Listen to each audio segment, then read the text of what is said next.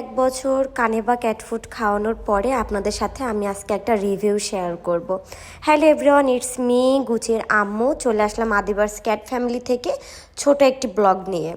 তো আজকে আপনাদের সাথে আমি শেয়ার করব কানিবা ক্যাট ফুড খাওয়ানোর ফলে আমি আমার বিড়ালদের কি কি ভালো ভালো লক্ষণ দেখতে পেয়েছি, আর কেনই বা আমি এই কানিবা ক্যাট ফুডটাই চয়েস করেছি। কানিবা নেওয়ার কারণ হচ্ছে কানিবা ক্যাট ফুডের ভিতরে আমি একের ভিতরে সব পেয়ে গেছি।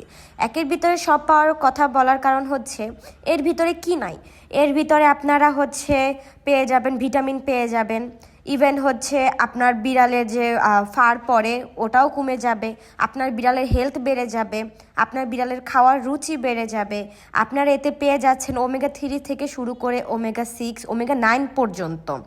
ইভেন এতে কিন্তু কোনো ধরনের কোনো ফুড কালার নেই, কোনো ধরনের প্রিজারভেটিভ নেই, আপনারা একদম ফ্রেশভাবে পেয়ে যাচ্ছেন। আর এই কানিবার যে চিকেন টুনা রাইস, এই চিকেনটা কিন্তু সরাসরি আমেরিকায় থেকে নিয়ে আসা হয়।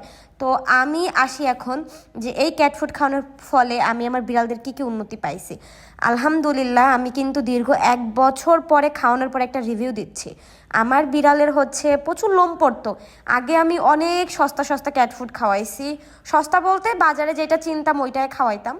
তো খাওয়ানোর ফলে ওদের প্রচুর লোম পড়তো, খাওয়ার রুচি থাকতো না, ফার পড়ে যেত।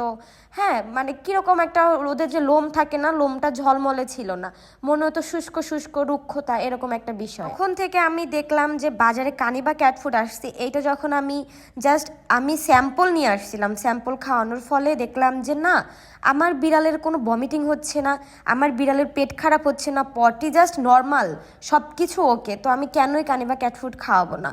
তো যার ফলে আমি এই কানিবা ক্যাট ফুডটাই আমি বাছাই করে নিয়েছিলাম যে আমি কানিবায় খাওয়াবো। তো আপনারা যারা আমার প্রতি আস্থা রাখেন, আমাকে বিশ্বাস করেন, দীর্ঘ 1 বছর পরে আমি একটা রিভিউ নিয়ে আসছি, তাহলে আপনারা বুঝতেই পারতেছেন যে কানিবা ক্যাট ফুড খাওয়ানোর ফলে যদি আমার কোনো বিড়ালের উন্নতি না হতো, আমি কখনোই রিভিউ দিতাম না। তো আপনারা আপনাদের বিড়ালদেরকে সস্তা খাবার খাওয়ানো থেকে বিরত থাকেন, আপনার বিড়ালদেরকে ভালো মানের খাবার দেন, যেটা আপনার বিড়ালের সুস্থ থাকে। আপনার বিড়াল, একটা বিড়াল কিন্তু আমাদের ফ্যামিলির পরিবারের অংশ, ওরা কিন্তু বিড়াল না। বিড়ালকে বিড়ালের চোখে দেখলে সমস্যা, ওদেরকে বাচ্চার চোখে দেখবেন। তো সবাই ভালো থাকবেন, আল্লাহ হাফেজ।